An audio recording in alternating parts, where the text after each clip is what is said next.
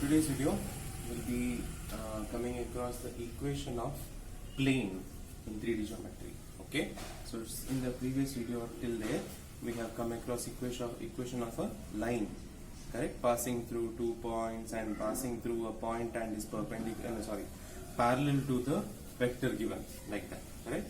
So equation of a vector or something like that we have found out, that is single line.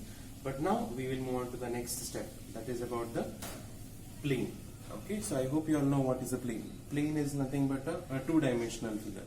Okay, something like cardboard sheet or your book or something like that. Okay, cardboard sheet would be a better example, or simply a paper would be a better example rather than that of a book, because book has thickness as well, whereas plane has no thickness. It is just a two-dimensional thing, which means x coordinate and y coordinate is required for you to understand that. So you can imagine a sheet of paper itself is called as a plane, which no much of thickness.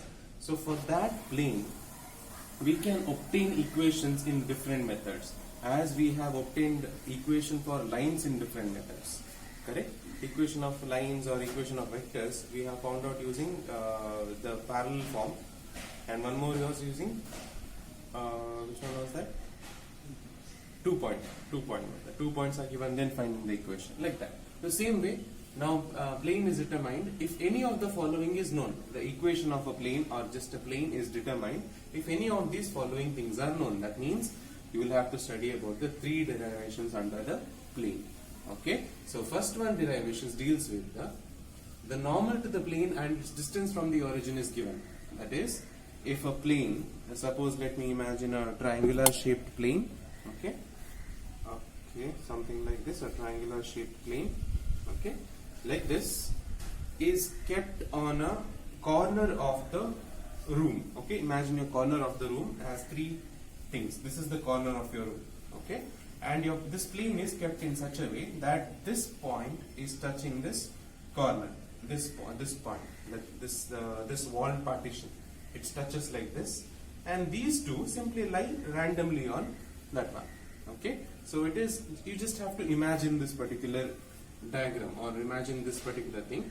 So here, if triangular shaped this one plane is there, and this plane will be resting on the corner, in the corner of your room, in such a way that its end point or the tip is touching the partition of the 2 walls. Okay, something like this.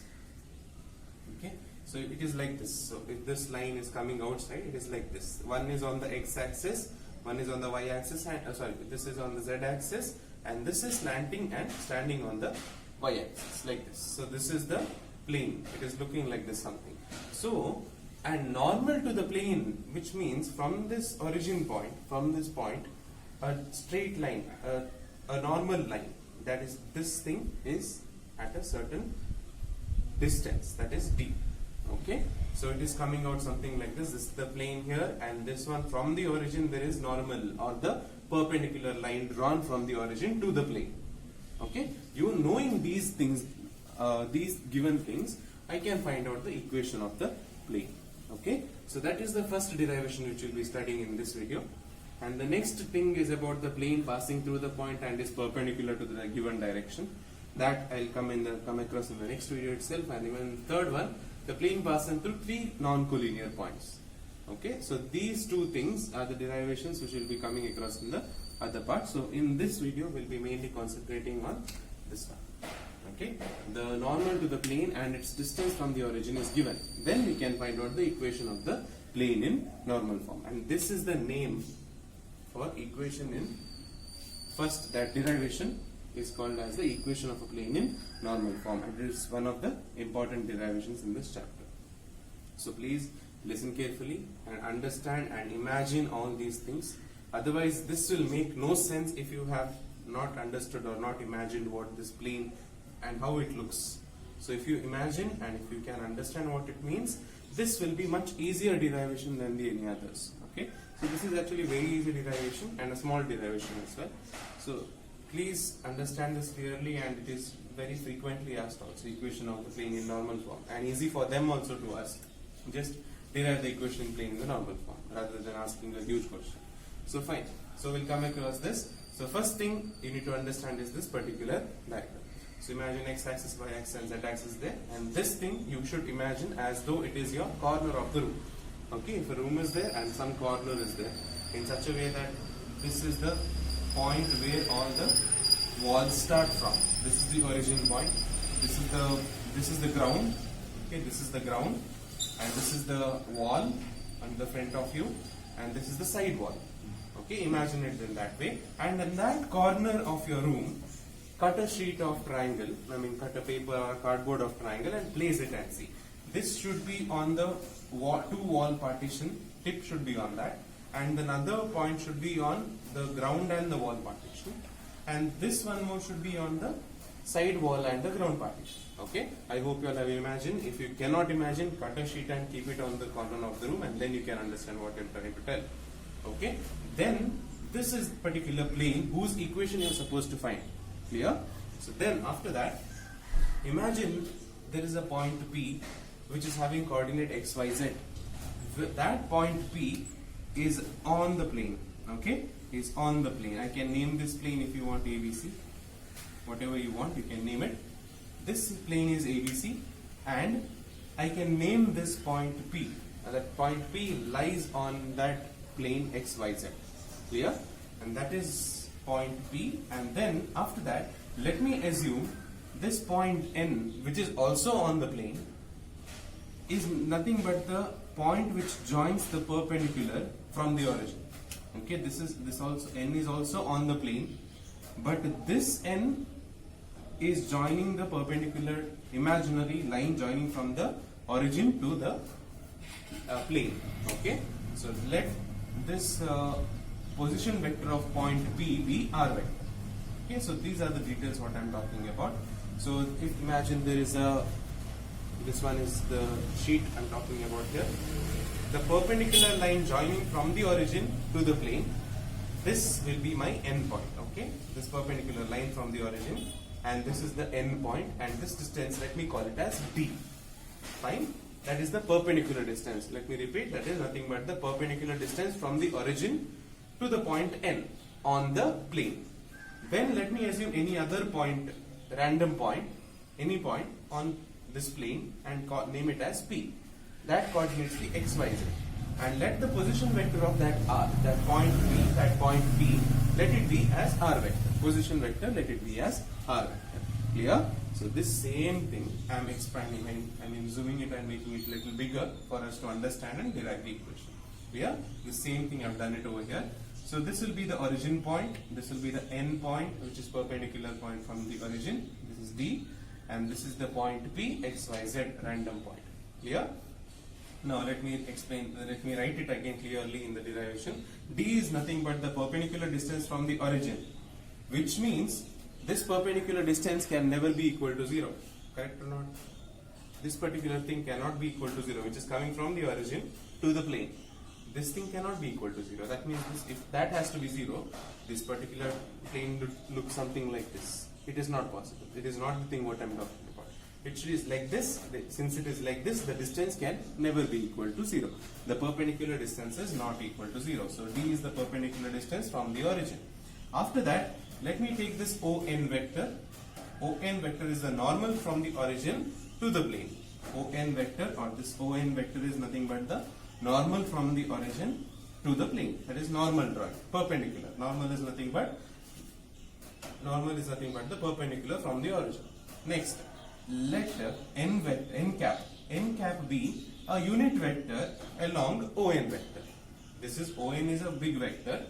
Let to one small vector or a unit vector, let me indicate it when that ON vector itself. So that I'll name it as n cap. So let n cap is the unit vector along ON. So then ON vector can be written as D times of n cap. Correct or not? You remember in vectors we did a problem. Find the unit vector, find a vector which is having 8 units along the direction of a given vector, like that. So that same way, D units. Okay. So this ON vector is having D units along the unit vector n cap. So therefore, ON vector can be written as D into n cap. Clear? So D is the distance, n cap is the vector along that ON line, ON vector. So therefore, ON can be written as D into n cap. So this is the first step for you to remember. This much is the first step for you to remember, and next we will continue for this one. Over here, I can tell that P is any point on the plane, as we have already known. P is any random point on the plane, and this NP vector will be perpendicular to ON vector. Correct or not? NP vector, this NP vector is on this plane, is on this plane like this. It is there on the plane. Whereas this perpendicular vector is from the origin like this. So which I can tell these two vectors are perpendicular. That means Pn vector is here. This On vector is outside the board. Clearly imagine Pn vector is perpendicular to On vector. Fine. So imagination, or keep it on the corner of your room and understand clearly. So Pn vector is perpendicular to On vector, or NP vector will be perpendicular to On vector, is what they are talking. Therefore, if the two vectors are perpendicular, then the dot product is equal to 0. Correct or not? A dot B is equal to 0 for the two perpendicular vectors, which means NP vector dot On vector is equal to 0. Clear? So I will name that as equation number 1. Right? This equation, I will name it as equation number 1, NP vector. So NP vector looks something like this. Since NP is what I found out, I will put the arrow mark into N to P. Fine? So this is something like this, NP vector. NP vector. If it was Pn vector, I would name the arrow mark the other direction. But now it is NP vector, therefore I will name it as in the upward direction. So NP dot On vector is equal to 0 since the two vectors are perpendicular. Next step, let R be the position vector of point P. As I told you that time, we have already taken that OP vector is nothing but the position vector of P. That is, let me take it as R. So therefore OP vector is equal to R vector. Then let me take this triangle, that is NOP, this NOP triangle. I'll apply the vector law addition, that is triangular law of addition. From there I can tell that this On vector, this vector, On vector plus NP vector, On vector plus NP vector is equal to OP vector. Correct or not? Vector law of addition, that is triangular law of addition, in that continuous two vectors is equal to the closing side of the vector, that is On vector plus NP vector is equal to OP vector. Then let me shift that On to the other side so that only NP remains in this side. So it becomes OP vector minus On vector. OP vector is nothing but R vector, that is position vector of point P. On vector, which I have already found out, that is D into N cap. So I will substitute these values into this. So it becomes OP vector is R vector and On vector is D into N cap. Clear? So now I have found out NP vector. Then also I have found out that On vector also I have found out over here. And these two values, this value and this value, I will substitute in the equation number 1. Clear? So substituting On and NP in equation number 1.